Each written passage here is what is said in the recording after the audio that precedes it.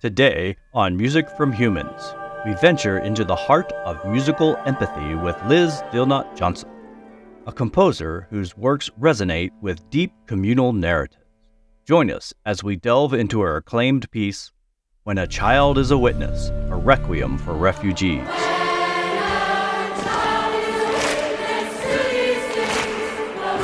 This composition not only won awards, but has moved audiences around the globe. Liz's journey in music has been marked by an unwavering commitment to addressing pressing social issues through her compositions. From her tranquil setting in her home in the Malvern Hills, Liz crafts music that speaks to the soul and advocates for change.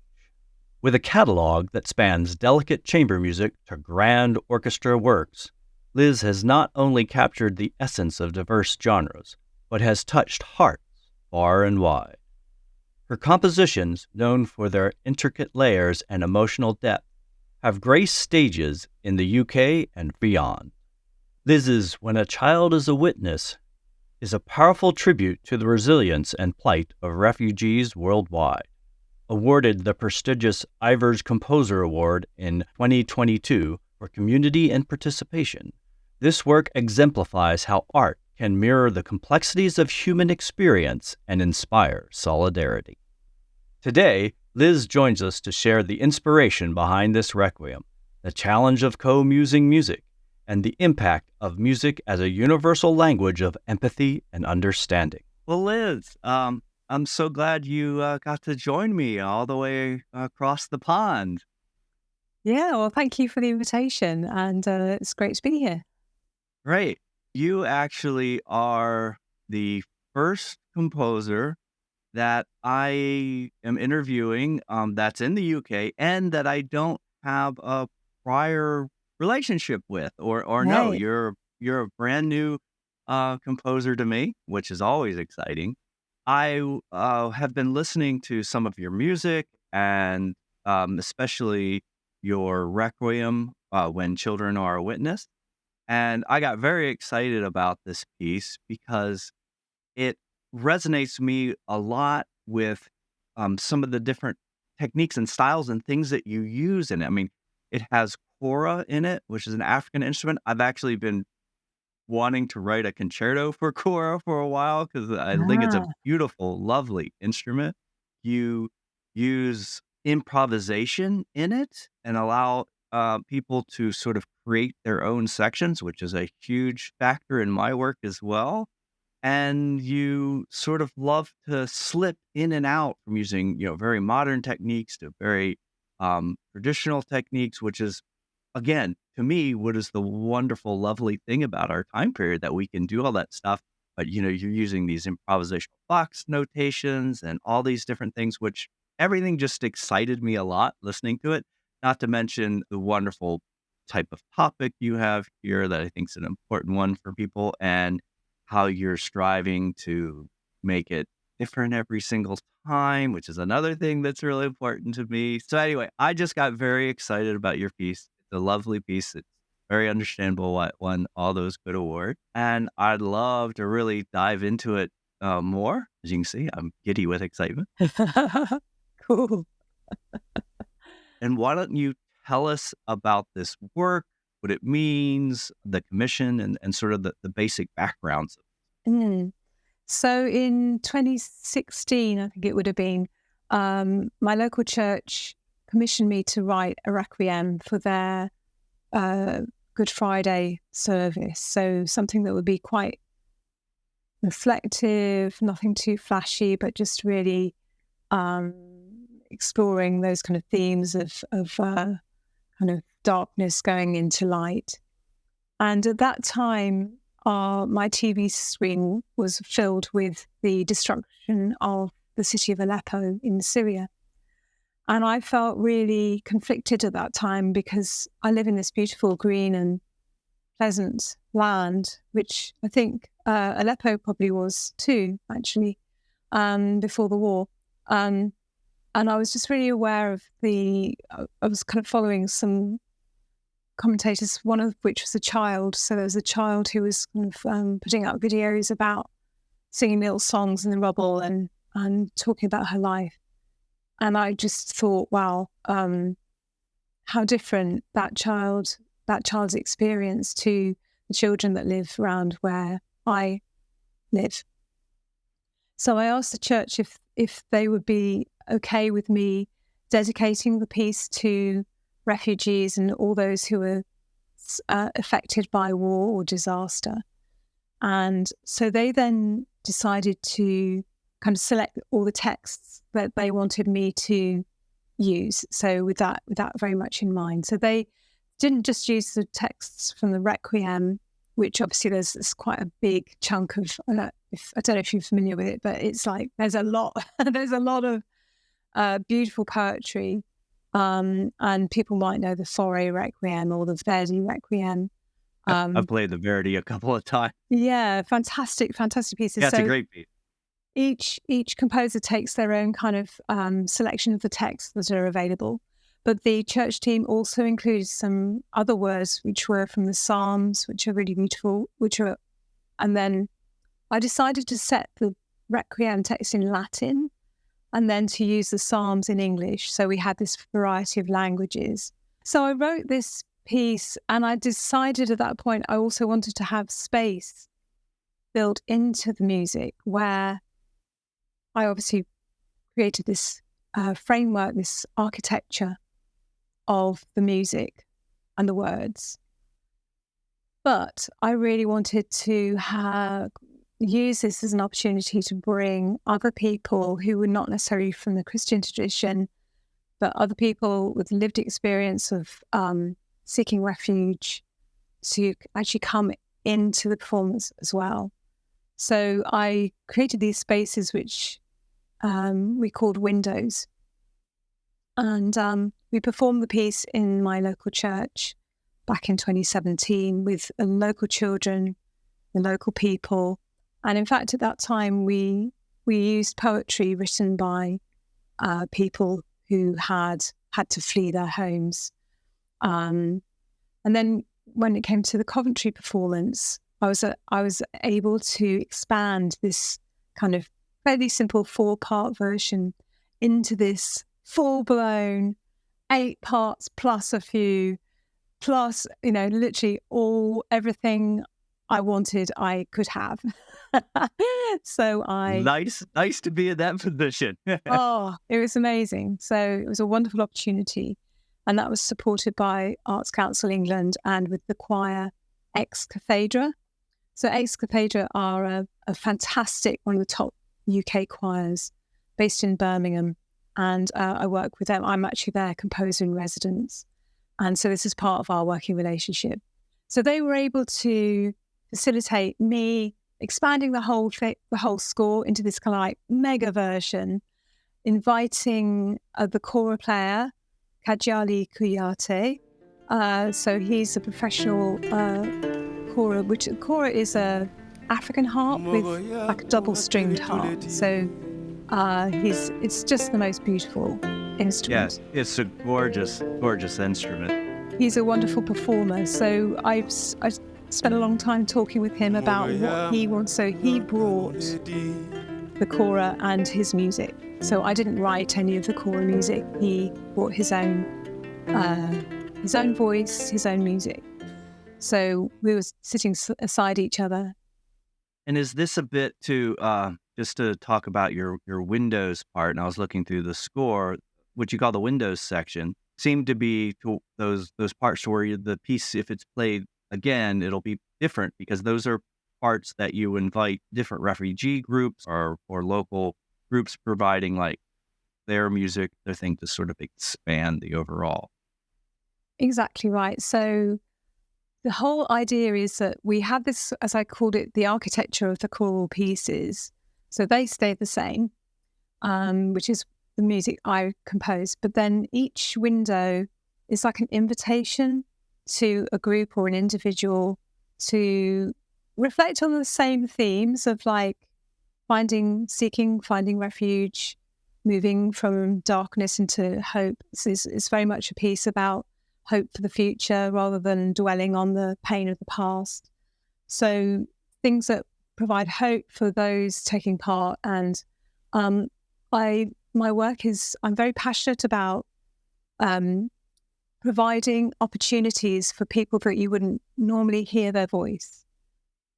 So it's a really important part of what I do. Certainly since writing this piece, that was kind of a breakthrough piece for me of working like this. So actually really carefully constructing a very safe space within which people can come and offer their voice, their true voice. So I'm not imposing my stuff onto them, but we perform together. We have a shared experience. Everyone can see and hear their true voice.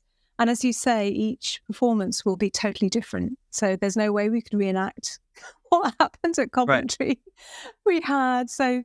I love that, personally. Big thing, because, you hear a Beethoven symphony, it's almost the same every time, maybe a small variation in tempo. It's like, okay, I've heard it. How many times more do I need to hear it? Maybe that's my modern instinct, but I love pieces that I can listen to 10 times by different people, because while they'll sound enough that you recognize it as that work, it'll be completely different. So it's like, oh, I do want to hear this again, because I'm going to get a different experience.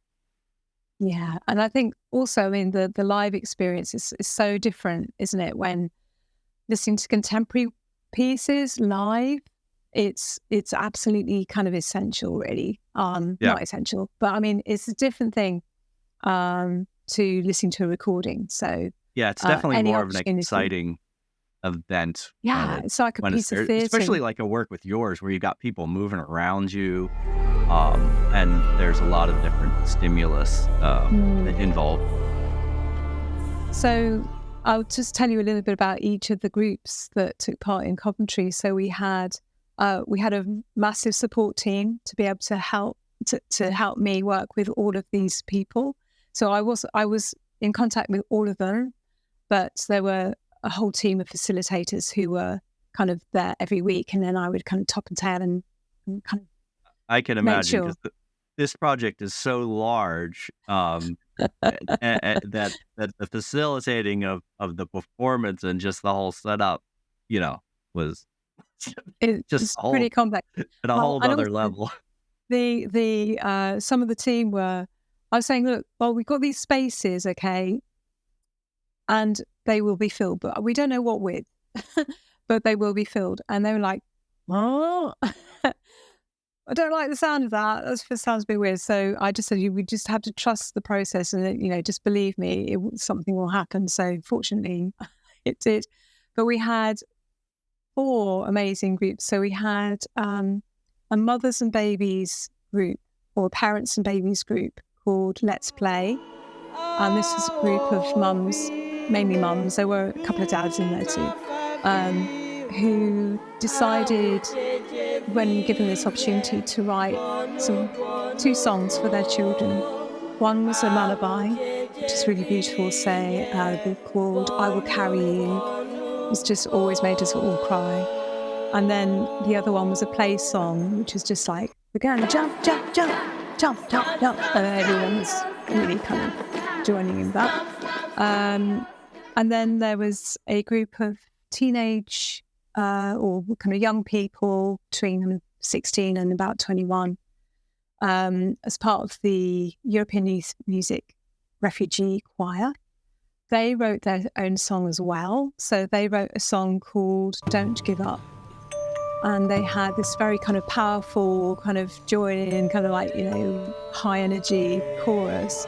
But then there was this kind of quiet section that started it off, where they decided to have words from different languages within the group. So it's a very beautiful melody that they sing. Hey what?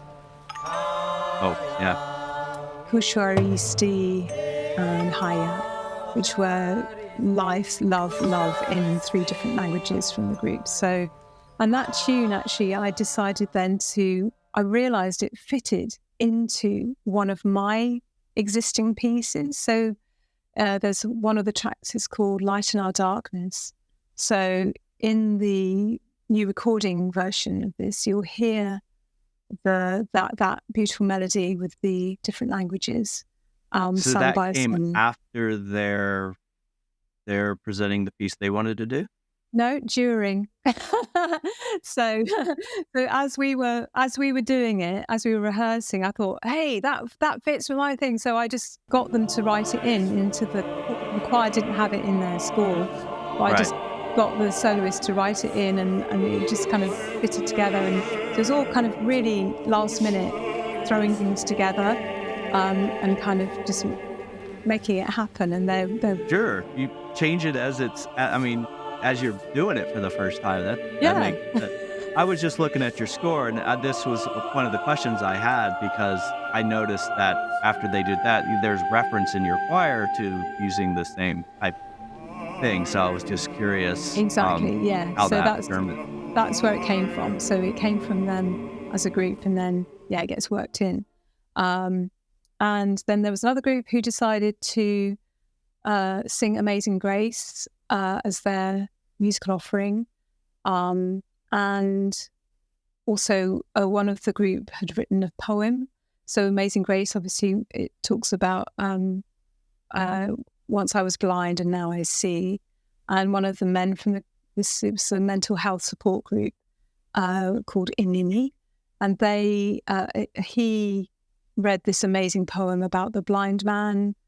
The idea was that the blind man has a few advantages because he doesn't see people in the same way that sighted people see them, and about the kind of judgment attached to that. So it was a very powerful moment in the piece. It was quite a small group singing Amazing Grace.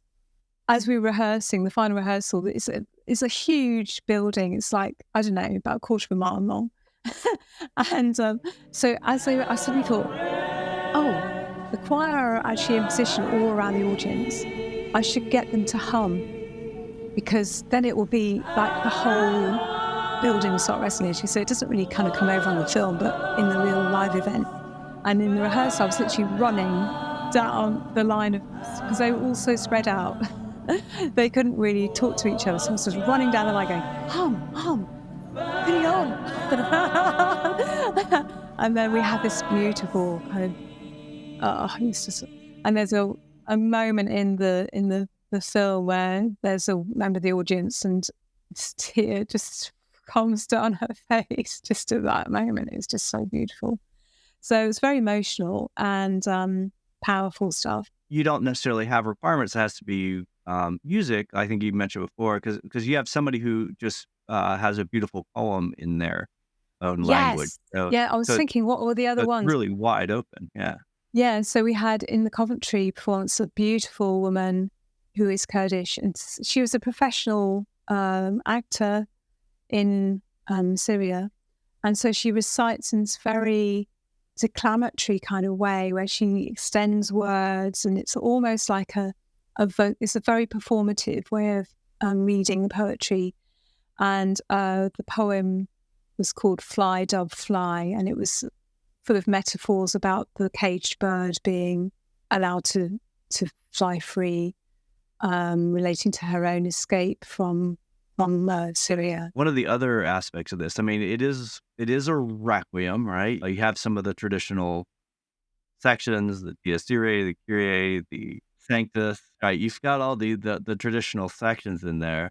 Besides the windows, you also have some meditations that some of your instrumentalists, you have a violin in this, or a piano, and they get to improvise a little bit. Sometimes you provide a certain melody for them that they then spin off. Some of it's written out, but then you say, okay, repeat this and add flourishes the next time. Again, resonates with me greatly because I love trying to create opportunities for the performer to have more space to make it their own. Is that common in your work? Yeah, I would say it's something I really enjoy. I've got a word, actually. I've made up this word which is, instead of composing a piece, I call it co-musing. So like you muse together with the performer, so you share a bit more of what's going on. So that kind of sharing of music making and creativity. So the other thing I'm really passionate about is encouraging people to be creative and not just listening and sitting there kind of going, or not just playing the notes, but actually really engaging creatively and imaginatively, so that some musicians find this quite challenging because it's not how they've been taught. Depends on how you've been taught. It's not how I was taught as a kid. I was taught to just you just read the notes. And if you go wrong, you get hit. I wasn't taught to be a kind of rounded musician. It's just like a kind of decoder.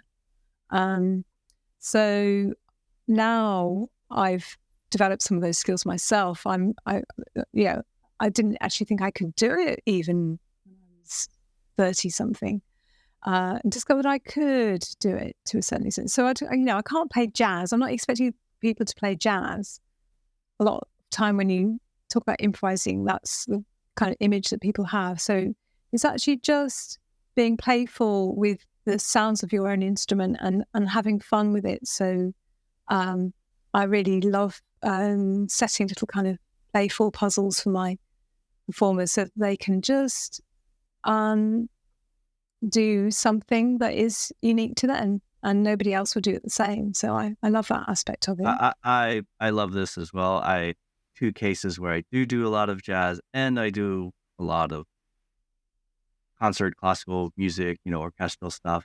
I don't necessarily try and marry them to where we're playing an orchestra's playing jazz, but I like to do what you're talking about too and create these concepts of giving opportunities for them to do their own thing within their comfortable style, what they do best to bring Exactly. And there's a big piece where I explore that a lot, which is the cello suite, inflections, stanzas, and fantasias. And so that is another big scale. It's like 30 minutes of music, but it's divided into 28 very short movements. And within those, or sometimes between them, there are little moments of improvisation, like between 6 to 10 and 20 seconds, just like tiny little moments where I just say to the performer, right, do something here in this kind of shape, or a few words maybe to guide them. And also an invitation to choose the bits that they want. They don't have to do the whole thing because it's like 30 minutes. It's maybe you only need 10 or you only need 3. So choose your bits, or you could repeat, or you can add a new ending. I like the idea of it all being quite malleable and that you can adjust things to make it work for you. But there's a nice thing like composing is improvising really slowly and improvising is composing really fast, which I quite like. That's an awesome statement. So circling back to the meditations in your piece, were any of those musicians a little hesitant about improvising, or were they all just excited to be able to do it? Yeah, so the violinist was very new to improvising. So she took it on and it's when people suddenly kind of realizing they can just play with conviction and follow, their hands will lead. The pianist's a very experienced improviser, kora player, very experienced improviser. So a good mix of new and very kind of well rehearsed improvisers going on there. And this work has a children's choir and some percussion, some percussion that children play, and then the big choir that you mentioned for piano, violin, and organ. Yeah, the organ was gorgeous, and the organ, piano, and violin support the chorus at various times. I guess in the choir player here and there, but it's definitely primary a choral piece. I think Yeah. there was like maybe one or two when I was listening to it where the piano was accompanying that I was like, man, I'd love to have a string orchestra or string quartet with this section. Have you thought about Yes. expanding one or two? Because there were like one or two movements in it that I thought the strings on top of this would just really put it over the top. Have you? Yeah, so that's the next thing I want to do. Hello world. I want to create an orchestral version of the Requiem. Very much so. I want to do a full orchestral version. So I'm starting to work on developing that as a score. But I need an opportunity, obviously, to perform it and to run the project again. So I'm looking for those opportunities in cities with people who want to get involved in this kind of work. Yep. So yeah, absolutely. And one of the lovely things about writing music is that when it starts, when you start writing and you've created this first version, quite often it expands out. So there's actually a cello and piano version of the Lacrimosa on the Requiem, just as a nice kind of. I like to kind of reinvent things for different forces when there's an opportunity to do that. I think what you're talking about is very common with folks, and I think even on the more traditional manner, people will make new arrangements of the pieces to create extra opportunities. I am hoping that you can find an orchestra and choir here in the U.S. because I think your piece would do us good as a society to since we do have lots of refugees and we have lots of people who have a different angle on some of those that we could your piece could sort of help with the learning what it really means to be a refugee. So maybe some good group in the U.S. will help you out with That getting would be the amazing. orchestra version. Yeah, that would be amazing. Well, one of the other things, my belief is now as composers, the world's our oyster. We can pull from all sorts of different sources and combine it to make something new. Again, we can use done in a respectful way other cultures' ideas and music and styles and bring it in.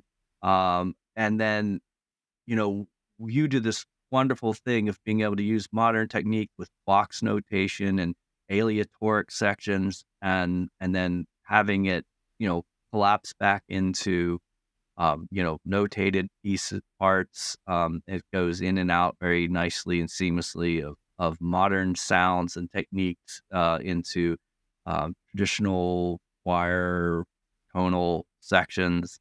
And you've got stuff in there that, sort of has blues references and gospel sounds and just, again, obviously with all the windows, you're bringing in all these other cultures. Um, Again, is this something that you do in a lot of your music? And do you feel, as I feel, that this is like where contemporary concert music is these days? Is dogma is dead, the world's your oyster? Well, we're kind of in a golden period, I think, because all of those kind of difficult bringing new ideas into the classical music tradition of serialism and atonality, that was a really difficult and exciting time. I love actually all that repertoire. I find it very expressive. But because of the atonality, it can be a bit hard to kind of digest sometimes, but I think it has meaning. But anyway, Definitely, I agree. so Definitely has great stuff if it's in you, if that's what, you like that, for yeah, sure. and it has its purpose as well. So the Mhm. the conflict of atonality. I remember hearing a story of a man whose son had been killed, and he said, I couldn't listen to like nice music. I just couldn't. So he said I discovered Webern and Schoenberg and started listening to that music, and it kind of it kind of got me in the right place. It's like it resonated with the way he was feeling, and so yeah. Anyway, but I love to, as you say, bring in all these different threads. So I love weaving something that might be very, very ancient, and then juxtaposing it with something very, very modern sounding. So I have, actually, here we go. I have a set of cards, 12 cards, 1 note per card. So if I need a melody, I would just like, okay, I'll just do 6 cards. Oh, what's that? Oh, okay. And quite often it will kind of get me across a little bit of a blank moment. So I use lots of processes in my composing techniques. I also reference a lot of early music. So Hildegard of Bingen, the medieval, she was 11th century. So I love all of her music. And the cello suite I mentioned, that has a lot of Hildegard woven through it. Also, there's an orchestral piece. It takes a plain chant melody. So again, a hugely ancient melody called Before the Ending of the Day, which is a kind of semi-improvised orchestral work for mainly strings, but it could be any soloist improvising over the top, kind of improvising bird song over the top of this kind of dusk, celebration of dusk. So I love putting these things together, and it helps.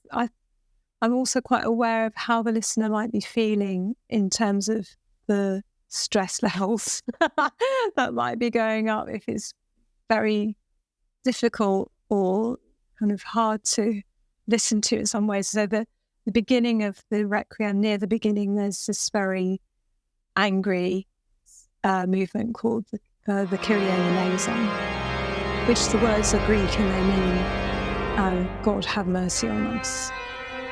And I decided to turn that into a really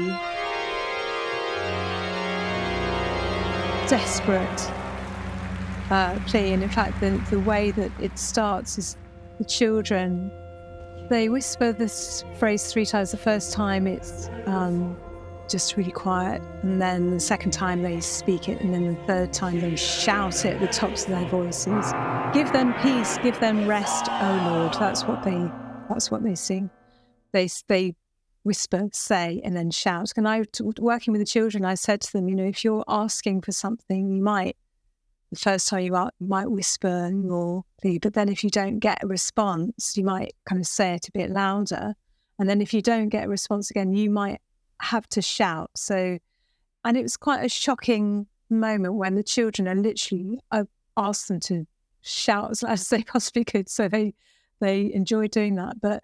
And then it hits into this very difficult, dark, atonal section where also so the organ kind of sets the mood. And one of the things that the organ plays, which sounds really kind of crazy and weird, he actually plays, I spell out the name of Malala Yousafzai, and she was a young woman who a few years ago was shot in the head by the Taliban. She survived, and she was airlifted out and she happened to be brought to Birmingham, so my nearest city, and she recovered there, and then has now won the Nobel Peace Prize. And I wanted to kind of honour her name and what she represents. So she was, her father was very passionate about young girls being educated, and she was passionate about being educated, and so that's her message. And she has a wonderful autobiography telling that story. So anyway, so her name is kind of built into that whole thing, and then people are screaming and shouting, and it's all pretty crazy. I think it's wonderfully effective. It was gorgeous. I really liked that part of your work. And then it kind of there's a kind of oasis of calm where it goes into a very, very beautiful duet with two young voices just kind of floating above this and then back to the shouting. And then we kind of, that's kind of darkest element of the whole Requiem. And then it kind of moves out of that darkness and starts to find more hopeful messages. The very end of your Requiem is awesome. It gave me goosebumps for sure. You definitely end using modern aleatoric techniques and box notation, but you're picking the techniques that are available to create the impact you're after, right? So everything, it's not aleatoric just to be aleatoric. You're creating this specific emotion and feeling there. Can you talk a bit about the ending, how you came about to deciding the way you did it? I really enjoyed that. Thank you. So it was interesting. I didn't actually know it was the ending when I wrote it. I didn't know how the piece would end. And then having written it, I suddenly had this moment. I thought, oh, maybe this is the ending. So, it's the end of the Lux Aeterna movement, which is eternal light. So an evocation of eternal light. So I wanted to have something that felt very spacious. So we lose the beat. So basically, most of the music is, there's a conductor giving us the beat. But in these box sections, as you mentioned, suddenly the conductor has a different role. So they just literally start the beginning of, we enter into this kind of different phase of music making. So individual voices will just start, and they're all kind of, they're not synchronized with each other. They're explicitly told, do not synchronize with other musicians. So they just kind of float, and they're listening carefully to see where to start their line. And then that's underpinned by improvising piano and organ and kora and violin. So you have this kind of shimmering effect. And we also had, the children had bells, and you have various different voices cutting through that. So it means that it becomes really still in terms of moving forwards. Musically, we're in a kind of beautiful stasis there. Because there's no tempo, there's no kind of beat pushing us forwards, we're just kind of there. People might think that it's chaotic, but it's not. It's very peaceful, calming, meditative, yet a bit of an underlying intensity to it. At least that's how I perceive it. So I think some people think of aleatoric and chaotic, and it can be. That can be a particular design, but it can also be calming, like in the end of your work. And it's something that you would never know where these things start and end. They're built in completely seamlessly, so the audience would never know that you entered into this kind of different kind of phase. It just kind of happens, and it's very organic. It's a very organic way of composing, and I love also that kind of gives the freedom to the performers to shape it and to pace it and to so they, the instruction is, just do this for maybe 20, 30 seconds or maybe more. I don't even know how long that box actually lasts, but maybe it's a few minutes. I don't know. Time stands still. It doesn't really matter. It's just, that's the whole point. This work, it started off as one thing. It's created into this massive work that you've done, and it sounds like you're hoping to even be able to spend it out with even more players down the road. You've got some of this out on a CD now, is that right? Yes. So what we've managed to do is, this is my Gentle Flame CD. Basically, the Requiem is the whole of the second half of the recording. So we did record that ending on the disc to give you that kind of timeless, beautiful, kind of eternal light. This project also led into a children's book. Is that right? Yes. So the children's book, it's called We Wait Together, which was the name of the song that the young men did their rap. It was called We Wait Together. That was their chorus. And I was able to carry on working with them after the performance because they were in quite dire need of support, just kind of mental health support. We had a little kind of, like I just take in paper and nice pencils and we draw stuff. And I thought, oh, we've had this connection with the school already. How would it be if the young men made a book for the children in the school? So that's what they did. So I asked them, said, look, we're going to make a book for the children in the school. Let's draw pictures. Let's talk about what you want to share with them. And then I took the books into the school a few months ago to show to the children. And there's lots of different scripts, so writing in Farsi and Arabic and other languages as well. It's really interesting, little insight into the different kind of backgrounds for the young men.